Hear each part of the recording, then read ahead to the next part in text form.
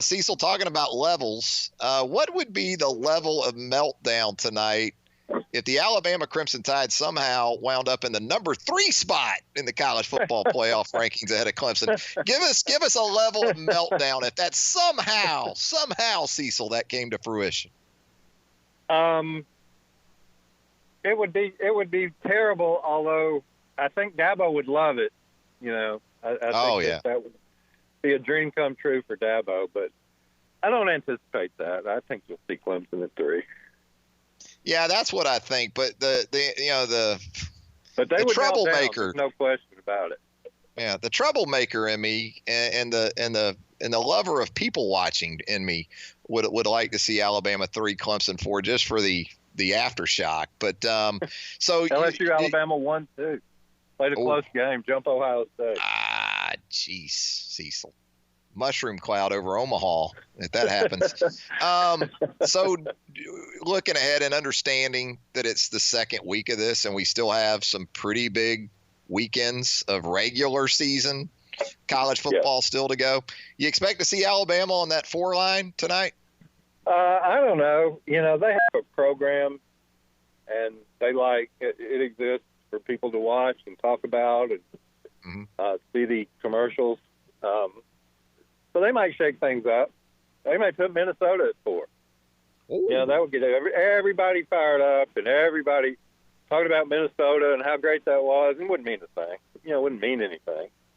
Minnesota's not going to run the table out. So we'll see what happens. But that'd be fine. It's not December. It's November.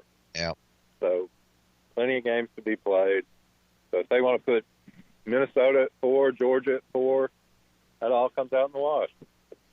Yeah, I mean, exactly. When you look at what, again, is still in front of us, not only in the regular season, but certainly in conference championship games, so much of this is going to absolutely sort itself out. Now, in comparison to previous years, though, when Alabama has found itself in this sort of spot, Cecil, it's amazing how it seems to have always worked out for Alabama.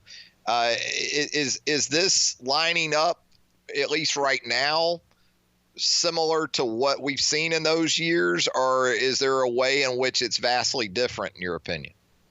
It's different because the other team that's really in the mix is, if we're talking about the College Football Playoff Committee, if we're not talking about 2011, if we're talking about the committee selection, I think it's a really overblown narrative that Alabama's gotten this benefit of the doubt or that benefit of the doubt. It's been 5 years. 4 of those years they've been the SEC champion. You're going to leave the SEC champions out? That's the narrative? Whether undefeated or 1 loss, just leave them out. The 1 year that they weren't the SEC champion, that they lost at Auburn, didn't play in the championship game and got in. You know what they did? They won the playoff.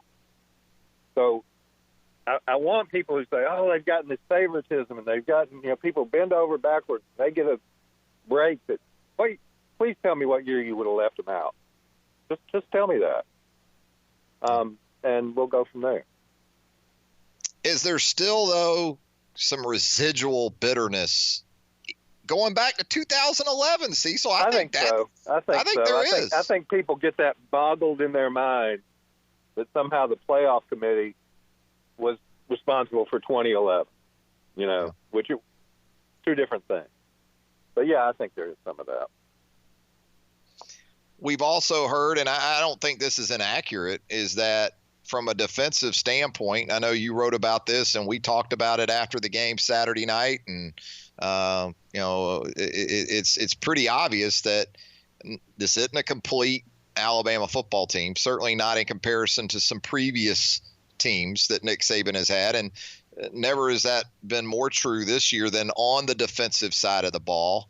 From that perspective, at this point, when you look at the defense for this team, it's pretty much what you got, right? I mean, there's no magic 9-10 games in the season. It is. No first rounders hiding over there on the sideline. So, when you look at the coaching performance, because when you lose a game at Alabama and you give up 46 points and over 500 yards of offense at Bryant-Denny Stadium, it's instinctive. It's expected that there will be some gnashing of teeth from the fan base. What do you put into that viewpoint in terms of the job that Pete Golding has had to try to work with this year, and how that's progressed, or has it to this point in the season? That's hard. And here's what I'll say about it. If it's not up to par, I think that history indicates that Nick Saban is not afraid to change things. Yeah. I don't think I've ever heard anybody say, man, Nick Saban, he just, he won't get rid of a guy. He'll get rid of a guy if he doesn't think he's doing the job. So, I can sit here in week 9 and evaluate and say, well, this is what Nick Saban should do. I think Nick Saban probably knows what Nick Saban should do. And we'll get to the end of the year and see if all these defensive assistants come back, if the defensive coordinator comes back, or if it comes back in a different role, or how that works out. So I will say this, I think if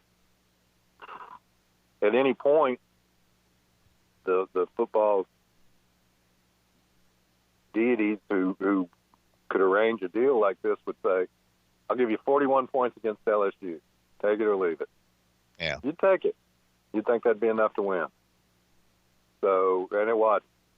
So do I think that Nick Saban will take a hard look at that? Sure I do. Part 2 of that I will say, I don't know how much time you spent around the house Sunday or had some NFL on, watching a really good Monday night game. Great game last night. Yeah. And I'm going to name 3 guys, and these aren't guys that would have been eligible for the 2019 defense, but just understand when you say, boy, they had great defenses, and they must have been really great coaching. And I think Jeremy's a great coach. I think Kirby's a great coach. They've gone on to head coaching success. Jeremy's, I guess, he looks a lot more successful than he did a month ago, and is a good coach. But Rashaan Evans, yeah, Minkah Fitzpatrick, Jarran Reed. Those weren't even Minkah clearly was. I don't know that people even regarded Rashaan, and certainly not Jarran, as the stars of those defenses.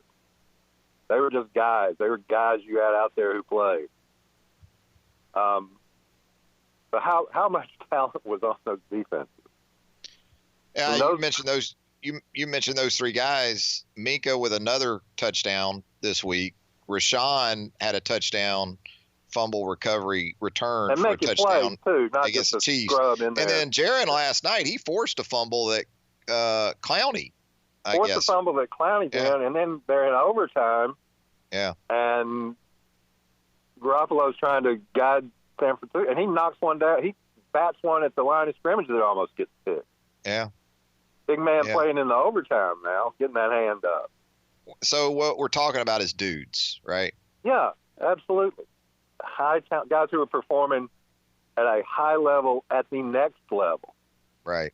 And there's not an unlimited supply of those on Alabama's roster this year. And I've always said nobody does or should feel sympathy for Alabama's talent. Alabama has very good players. But I don't know that you can convince me that this year's defense has that kind of dudes in number. I thought some guys played well on Saturday defensively. Terrell Lewis again. I thought Anthony Jennings played great. I thought McKinney played well. But, the guys who you've been getting a lot of reps at linebacker, and maybe this is talent, maybe this is experience, but, they're getting picked on to the point, and they're in the middle of the field. You made this point Saturday. You can't hide those guys. No. And they're getting picked on to the extent that you got to put another guy in there because he's got a little more experience, a little older, maybe not as talented. So and Markel Benton, and that's not a knock on Markel. That's just saying he played a good bit on Saturday. Ben Davis is out there sometimes. You know, yeah. they tried everything they could try, and you know it makes a difference not to have Dylan Moses, Josh Millen, Mac Wilson be your three there. Got to play the hand that's dealt you. You know, you got to, as I said on my podcast today, you got to Norman Dale that thing and say, "This is my team." But it makes a difference. I think you could even go back to Nick's first defense at Alabama, the 2007 group, and if I told you today, how would a Wallace Gilberry help this group? How would a Kareem Jackson and Simeon Castile even help this group? What about even a Darren Mustin, Cecil? You know, Rolando's the obvious one, but right. But even Darren Mustin might be able to play for this team right now at inside linebacker. Sure. So, you know, it's and that's with no recruit. So at the level they've been recruiting, and there are some guys, that are going to be really good players. Christian Barmore is going to be a really good player. I think those linebackers, you know, Harris and Lee are going to be good players. But you got to get those guys. And Shannon Terry made a point that hey, maybe it goes back to Bo Davis. You know, maybe it goes back that far. Yeah, that's another area. You know, you spend time, you and this happens to everybody. This is not poor Alabama by any stretch of the imagination. But you spend some time and effort and money and recruiting and sign an Antonio Alfano and you get nothing. You know, it doesn't work out. It don't work out sometimes. But you need to be good in evaluation on and off the field. So it'll come. It'll come. But it's not something that Alabama fans are used to or patient about. Taking a few lumps with the kids this year, but I'm with you. I think Byron Young, you still look ahead and think really good things are in store for him. Justin Aboigbe, even with Alfano washing out in that defensive line class, DJ Dale. Hey, if you hit 4 for 6, right, with those 6 guys, you've done all right. Yeah, I'm not blaming anything. Please don't misinterpret on Yabi Anoma or Antonio Alfano. I'm just saying they didn't work out. Nope, they did not. Talking with Cecil Hurd of the Tuscaloosa News and Tidesports.com on Southern Fried Sports, presented by Peterbrook Chocolatier. So what needs to happen, do you think, for Alabama? If you're an Alabama fan, do you have to kind of hold your nose now and pull for LSU and Auburn coming up here? Wouldn't hurt. What they got to do is get the defense tightened up and go to Starkville and win. Yeah, that's exactly what they control. So do that. See what happens everywhere else this week. Work on the next week. I don't think can't help yourself much with Western Carolina. Probably can't hurt yourself. So deal with that. Better Auburn looks, the better that would be. So take that for what it's worth. Wouldn't hurt you if they stayed in the top 10, beat Georgia, moved up a little bit. So we'll see where that is. But all you can do is take care of what's in front of you and hope. And it's worked out for Alabama some years. And, again, probably not to the extent that people seem to think it did, except again in 2011, where they got a tremendous break with Oklahoma State losing. So take care of what you can take care of and see how it shakes out. If Alabama ends up fifth at the end of the day, so they went out and end up fifth, the system hadn't been unfair to Alabama over the years, and people will be upset. People make their arguments, but you're part of it. You agree to it, and you play it out. So that's sort of my attitude about it. I'm interested to see what some of the results this week will be, and see if all this energy expended on Minnesota is going to end up being worthwhile for people. Yeah, interesting. Hey, Cecil, based on what you heard from Nick Saban yesterday in relation to Tua Tagovailoa and how he's responded to the work, extensive work, as we know he got on Saturday against LSU, did you kind of take that as Tua being trending perhaps towards playing Saturday? There's been some talk about, well, why don't you sit Tua for Mississippi State? Wouldn't Western Carolina be more of that kind of game if you were going to take that approach, considering things that are still on the table?